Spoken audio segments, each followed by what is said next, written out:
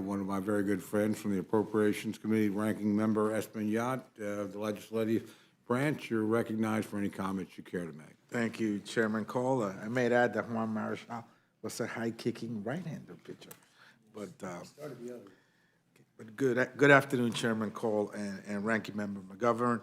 Thank you for having me today. This is my first time here before the Rules Committee, and I'm thankful for the opportunity to discuss H.R. 4364, the Legislative Branch Appropriations Act of 2024. The bill may be small, as was stated by Mr. Amodei, but it has an important role.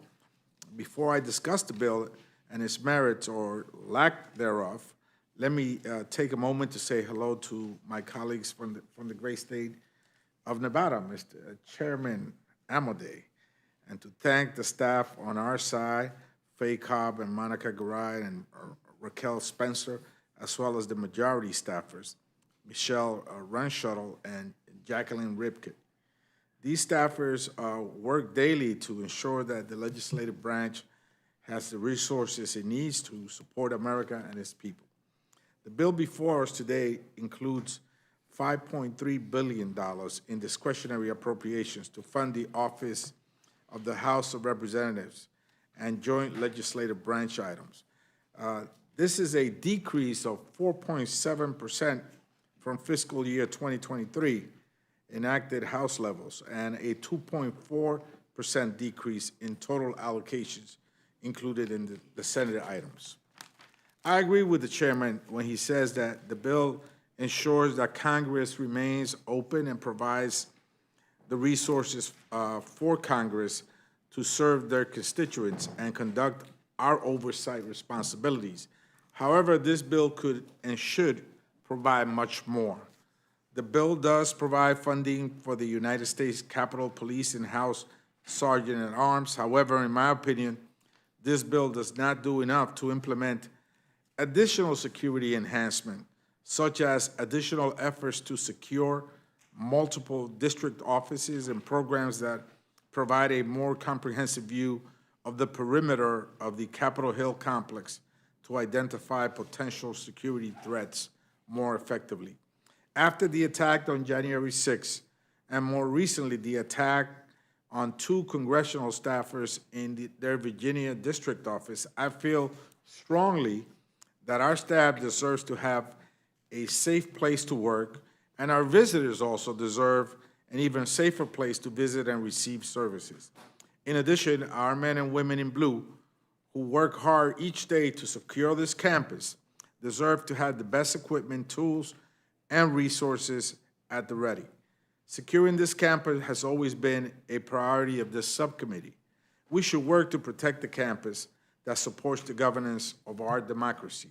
The bill keeps the lights on the legislative branch agencies. However, the legislative branch bill should never be a place where divisive politics is perpetrated.